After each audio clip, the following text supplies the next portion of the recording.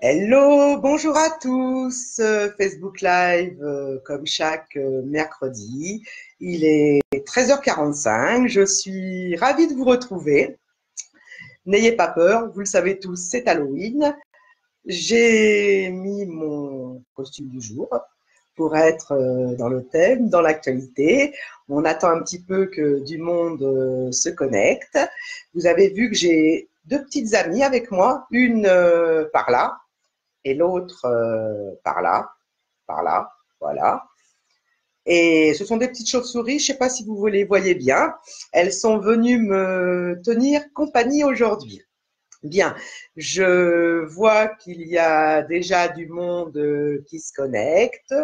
Bonjour, faites-moi un petit coucou, mettez-moi un pouce, un cœur, faites-moi un hello. Je suis ravie de vous retrouver encore aujourd'hui pour parler, comme convenu, de prospection et qui plus est de prospection détournée pour savoir vendre sans avoir à se vendre, puisque la prospection, encore une fois, est un vaste sujet et c'est un vaste sujet qui n'est pas aimé. Bien, on va démarrer. Je vois qu'il y a du monde en ligne. Je ne sais pas qui est là, mais n'hésitez pas à vous manifester. Est-ce que pour ceux qui sont là, vous avez vu le live sur la prospection de la semaine dernière? Est-ce que vous avez pu réfléchir à la prospection qui sera adaptée à votre activité, bien sûr, parce qu'encore une fois, il faut trouver des méthodes qui sont adaptées à votre entreprise, à votre activité, à vos offres, votre produit, votre service. Tout le monde ne communique pas de la même façon. Alors, pour ceux qui ne me connaissent pas ou qui ne me reconnaissent pas, vu le costume du jour, je suis Sabine Rose Arons-Moreau, la fondatrice et la présidente de Mars. Voilà, Mars qui vous aide à trouver des solutions pour vendre, puisque c'est l'honneur de la guerre, pour toute entreprise. Alors, je n'ai pas, encore une fois, toujours cette tête-là, mais la prospection, la visibilité, savoir vendre et non pas se vendre, c'est aussi faire son job sérieusement sans se prendre au sérieux. Et je crois qu'aujourd'hui, c'est une belle démonstration. Alors, le premier point pour la prospection, c'est peut-être, est-ce que vous aussi, vous vous servez de ce jour d'Halloween pour vous mettre en lumière, pour vous différencier de la concurrence, pour, euh, pour vendre vos services ou vos offres ou vos produits de façon un petit peu différente du reste de l'année. On va voir ça très rapidement. Je vous avais dit qu'il y aurait des surprises aujourd'hui. Alors, la première surprise, c'est la magnifique tête que j'ai. Bonjour Annick, je suis belle, merci beaucoup. C'est sympa ça. Alors, vendre ses services, avoir du fun, faire de l'argent, j'ai presque envie de vous dire. Alors, les surprises, comme je viens d'en parler, c'est effectivement ma tête aujourd'hui avec mon magnifique costume, mes petites cornes, etc. Mais il y a bien d'autres choses. Vous le savez tous, octobre est le mois anniversaire de Mars, puisque la société avait été créée en octobre. J'ai mis en publication épinglée sur la page de Mars un fameux sondage qui demandait, qui vous demandait, puisque c'est bien de vous dont il s'agit toujours, qui vous demandait si vous préfériez pour l'anniversaire un cadeau en présentiel ou un cadeau en ligne. Aujourd'hui, c'est le dernier jour de ce sondage et nous sommes arrivés à une parfaite égalité, c'est-à-dire 50% qui veulent un cadeau en présentiel et 50% qui préfèrent un cadeau en ligne, un cadeau virtuel. Donc, ce qu'on va faire, c'est qu'on va mettre en place un concours, et un concours, il y aura le choix. Et le choix, vous le savez tous à présent, puisque vous nous suivez, c'est du luxe. Le concours sera mis en ligne très prochainement, donc n'hésitez pas à vous abonner à la page de Mars. Et le gagnant aura le choix entre 3 lots et il pourra choisir à chaque fois présentiel ou en ligne. Donc suivez-nous et ça nous fera super plaisir de vous faire gagner un cadeau, parce qu'en plus, ce sont des cadeaux orientés, encore une fois, business, afin que vous puissiez développer votre activité pour vendre. Puisqu'une entreprise, je le répète suffisamment souvent, une entreprise qui ne vend pas, c'est une entreprise qui meurt à terme. Bon, on rentre dans le vif du sujet, puisque je vous avais promis de vous parler de la prospection. Avant ça, comme toutes les semaines, je vais répondre aux questions qui sont revenues régulièrement cette semaine. J'en ai presque déjà un petit peu parlé. La première, c'était comment je peux communiquer pour me rendre visible. Alors, attention, pour moi, la communication et la visibilité sont deux choses qui sont encore et toujours au service de la vente. Être visible n'est pas une fin en soi, parce que vous pouvez très bien être visible, mais que ça ne vous apporte pas de clients. Le but de la manœuvre, c'est d'être visible afin de créer une relation de confiance avec vos prospects pour qu'ils deviennent vos clients. Donc, surtout, soyez-vous, communiquez à bon escient et communiquez encore et toujours sur les résultats que vous apportez à votre cible, sur les bénéfices. C'est important à chaque fois que vos clients comprennent pourquoi ils ont intérêt à travailler avec vous et à acheter votre produit ou votre offre. Donc, encore une fois, la visibilité n'est pas une fin en soi, ce n'est qu'un moyen. Ça fait partie des outils différents, donc n'hésitez pas à prendre en compte ce point de détail, puisque c'est dans la succession de détails qu'on fait la différence. Oui, être visible va vous aider à vendre mieux, mais ce n'est pas une fin en soi. Gardez toujours ça en tête. La seconde question qui revient, c'est toujours, est-ce que les réseaux sociaux, et comment je trouve des clients sur les réseaux sociaux? Les réseaux sociaux, je l'ai déjà dit la semaine dernière, ce n'est pas vous qui trouvez vos clients, c'est eux qui vous trouvent. Mais je vais aller plus loin dans l'explication. Dans le terme réseau social, ce qu'il faut retenir, c'est social. Un réseau, c'est fait pour créer du lien. Ce n'est pas fait pour vendre tout de suite. C'est fait pour faire connaissance, pour créer une relation de confiance. Donc, c'est fait pour échanger, pour partager. N'oubliez jamais ça non plus. Je suis invitée à participer à un événement interblogueur qui sera relayé dans un webzine. Je ne sais pas si j'aurai le temps, mais comme je vois que c'est un thème qui revient souvent, je pense que je vais trouver le temps de publier un article là-dessus qui sera spécifiquement sur est-ce qu'on trouve des clients ou non sur les réseaux sociaux, et je vous donnerai là encore quelques pistes.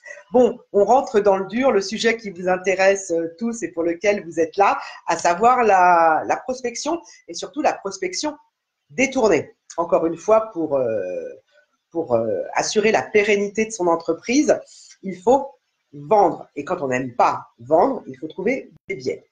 Bien, pour faire suite aux 12 premiers conseils de la semaine dernière, je vais commencer par quelque chose qu'on voit de plus en plus souvent, mais après, il y a la façon de les amener. Ce sont des avis clients. Les avis clients, c'est quoi? Ce sont des témoignages. Quand vous vendez un produit ou un service à des clients, il ne faut jamais hésiter à leur demander ce qu'ils ont retiré justement de votre produit ou de votre service. Quels sont les résultats qu'ils ont obtenus? Quelle est la transformation qu'ils ont subie dans le bon sens du terme grâce à vous? C'est toujours très, très important. Le fait de demander des témoignages, des avis, c'est une mise en lumière d'une part de vos clients, mais surtout de la réussite, des bénéfices, encore une fois, que vous avez apportés à vos clients. Vous apportez une preuve que les choses fonctionnent quand on fait appel à vous. Vous avez vendu un produit qui était efficace, vous avez vendu une offre qui a permis à votre client de trouver des solutions adaptées à ce qu'il recherchait. Donc, c'est la preuve. Et vos clients satisfaits sont toujours vos meilleurs ambassadeurs. Ils parleront de vous encore mieux que vous ne le feriez vous-même. Et on ne pourra pas les accuser d'être de parti pris ou d'être partiaux. Voilà. Alors, pensez témoignage client, pensez avis. On a tendance à ne pas le faire tout de suite. Et plus vous attendez après la vente, plus ça sera difficile de vous rappeler au bon souvenir de votre interlocuteur et lui dire, au fait, est-ce que tu peux témoigner pour rien? Alors, n'hésitez pas, si vous vendez un service, par exemple, à très rapidement, une fois que vous avez rendu votre service à votre client, à lui demander ce qu'il a retiré de ce service. Voilà. Ensuite, vous allez rigoler, c'est un autre moyen de faire de la prospection détournée, ce sont les webinaires. Vous le savez, la vidéo a le vent en poupe, quel que soit le support, hein, que ce soit sur Facebook comme ici, que ce soit sur LinkedIn, Instagram, votre site internet. Donc, pensez vidéo, pensez webinaire. Ça vous permettra, le webinaire, de faire connaissance réellement avec votre cible idéale. J'espère que vous avez bien entendu déjà réfléchi à cette fameuse cible idéale. Et le fait de faire des webinaires avec inscription vous permettra d'une part de collecter des emails qui sont toujours la force vive, le nerf de la guerre, pour pouvoir communiquer bien sûr auprès de vos prospects intéressés par vos services ou vos produits, mais également ça vous permet de mieux les connaître pour toujours mieux répondre à une problématique. C'est-à-dire que vous allez nourrir vos interlocuteurs en leur donnant du contenu de valeur, mais en retour, eux aussi vont vous nourrir puisque ça va vous permettre de mieux les connaître. Et le fait de connaître réellement les gens à qui on s'adresse vous permet encore et toujours de coller au plus près de leurs besoins. Pour vendre, il faut répondre à un besoin. On peut aussi le créer, mais la démarche est un peu plus compliquée. Alors, dans un premier temps, répondez aux besoins de votre cible. C'est indispensable. Et plus vous allez répondre de manière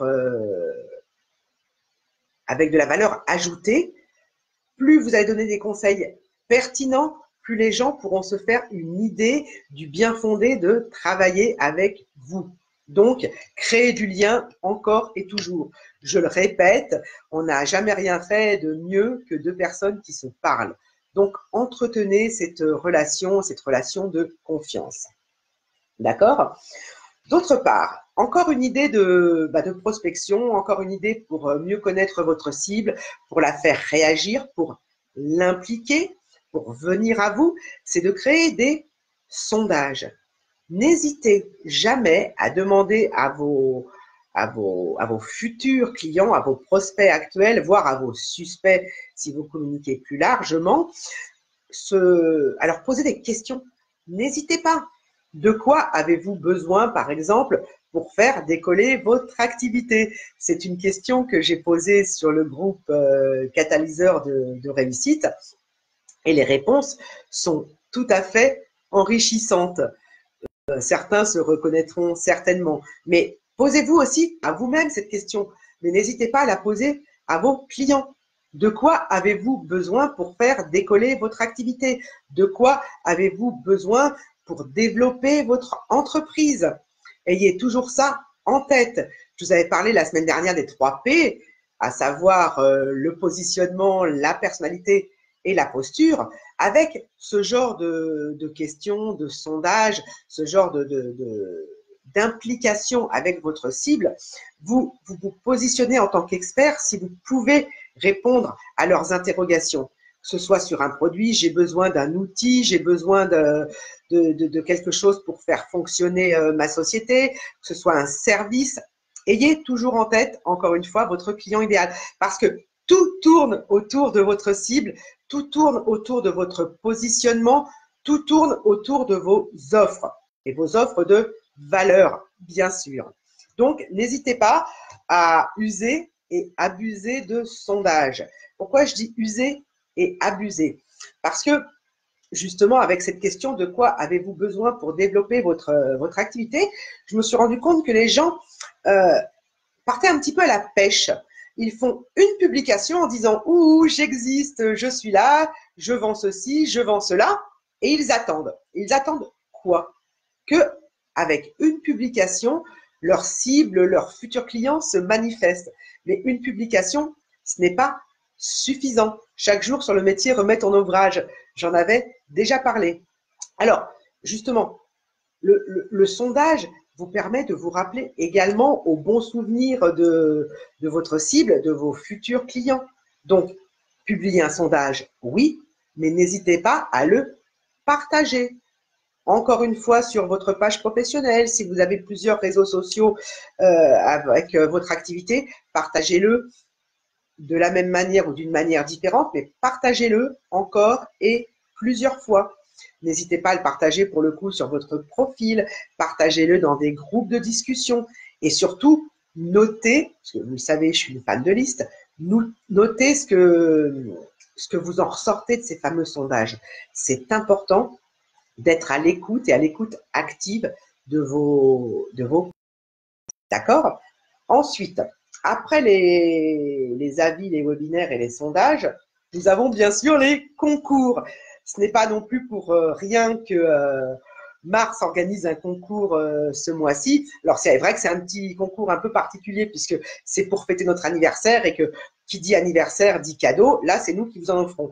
Mais le fait d'offrir des concours à vos suiveurs, à vos followers, à vos abonnés, ça les permet encore une fois de s'impliquer. Alors, on voit aussi souvent passer, j'offre une bouteille de champagne, j'offre un tour en hélicoptère, j'offre un dîner au resto. C'est sympa, c'est chouette. Mais dites-vous bien qu'avec les concours, vous avez aussi toute une manne, toute une frange de la population qui sont des joueurs professionnels. Et quand il y a des lots qu'ils peuvent gagner, même s'il n'y a pas d'implication, même s'ils ne sont pas entrepreneurs, ils vont jouer. Alors, si vous offrez des lots qui ont une réelle adéquation avec votre activité, vous aurez des gens beaucoup plus ciblés, beaucoup plus qualifiés, beaucoup plus impliqués, beaucoup plus intéressés par vos offres. Donc, n'hésitez jamais à faire des concours, mais à offrir effectivement une plus-value par rapport à votre activité. Si vous… Alors, par exemple, chez Mars, nous, on fait de l'accompagnement aux entreprises. Hein. C'est un exemple que je vous donne. Il est évident que les cadeaux que nous proposons de gagner sont des cadeaux orientés business, orientés développement de votre activité. Il faut que vous en tiriez des bénéfices. Il faut que ça vous permette d'avancer, de vous développer. C'est le but de la manœuvre. Il faut que ça vous permette de trouver des clients. Donc, pensez-y quand vous montez un concours. Alors déjà, il faut que le lot soit réellement une plus-value par rapport à votre activité et qu'il fasse avancer votre cœur de cible. Mais également, pensez à respecter les règles. Et les règles ne sont pas les mêmes en fonction du support sur lequel vous allez partager votre concours. Donc, n'hésitez pas à y réfléchir en amont. Je vais vous donner un petit tuyau. Nous, le concours va être relayé sur 3 réseaux sociaux, à savoir Facebook, LinkedIn et Twitter. Mais je ne vais pas me servir des applications de ces 3 réseaux sociaux pour monter le concours. Le concours va être hébergé directement sur notre site, puisque sur notre site, c'est nous qui fixons les règles. D'accord? Alors, bien sûr, nous, on respecte toujours la législation. Hein, mais le site, c'est chez nous. Donc, le concours sera hébergé chez nous. Donc, pensez-y. Je vois souvent passer des concours sur Facebook où on vous demande d'aimer la page, de taguer les personnes. Normalement, en passant par Facebook, vous n'avez pas le droit de faire ce genre de choses. Effectivement, pas vu, pas pris. Mais si demain, on vous supprime sans prévenir, je connais des gens à qui c'est arrivé, c'est pour ça que je vous dis ça. Si on vous supprime votre page professionnelle, tous les contacts que vous allez les perdre s'ils n'ont pas fait référence et si vous n'avez pas déjà créé un lien avec eux quelque part ailleurs sur Facebook. Donc, pensez-y. Hein. Mais le concours est une super idée et ça fonctionne en général très très bien. Mais encore une fois, le but de la manœuvre, c'est de faire gagner des cadeaux qui sont en rapport avec votre activité. D'accord ? Alors, une autre façon de se rendre visible, ça c'est quelque chose qu'on voit fréquemment ces dernières années. C'est quelque chose de nouveau qui n'existait pas, moi, quand j'ai commencé à travailler ou qui n'existait pas sous la même forme ni sous le même nom. C'est le crowdfunding. Le fait de lancer et d'ouvrir une campagne de crowdfunding, ça vous permet effectivement d'avoir de l'argent si vous en manquez, etc., de faire appel à de la love money de manière détournée. La love money, ça vous parle? Manifestez-vous parce que je vois qu'il y a du monde en ligne, mais je ne sais pas qui est là. La love money, pour faire simple, c'est de l'argent, des prêts ou des dons que vous pouvez avoir les gens qui vous connaissent. Maintenant, le crowdfunding, c'est une extension de cette love money. C'est le fait de proposer à des gens que vous ne connaissez pas forcément d'abonder dans votre cagnotte, donc de mettre de l'argent et de leur offrir des contreparties en rapport, bien entendu, avec votre activité. Alors, effectivement, je viens de vous le dire, ça vous rapporte de l'argent, mais surtout, ça vous donne de la visibilité. Parce qu'une campagne de crowdfunding est faite pour être partagée. Il y a différentes sociétés qui font du crowdfunding, différentes façons de se faire accompagner à ce niveau-là. Et elles aussi, ces sociétés, relaient votre campagne, relaient vos demandes, si vous avez su raconter une belle histoire, si vous avez une vraie valeur ajoutée à proposer aux gens en échange de leur abondement. Donc, ça vous met encore une fois en visibilité. Et cette campagne de crowdfunding, il ne faut pas hésiter à la partager. Et encore une fois, pas seulement à la partager une fois en faisant une publication à un endroit et après à attendre que ça se passe. Ça se relaie, il faut que ça vive et surtout, ça vous met en lumière et ça vous permet de trouver des gens qui vont être intéressés par votre concept, par votre idée de business. Donc, le crowdfunding, c'est une très, très bonne façon de faire de la prospection parce que vous rentrez dans le vif du sujet, vous qualifiez les gens qui vont vous donner de l'argent contre une contrepartie, encore une fois, de votre activité. Vous les qualifiez, vous les ciblez, vous les impliquez. Et c'est une façon pour eux d'acheter une première fois à moindre coût, puisque la valeur des lots que vous offrez en contrepartie, en général, est supérieure à l'argent qui est mis. Mais c'est du gagnant-gagnant. Et ce partage, encore une fois, est extrêmement important.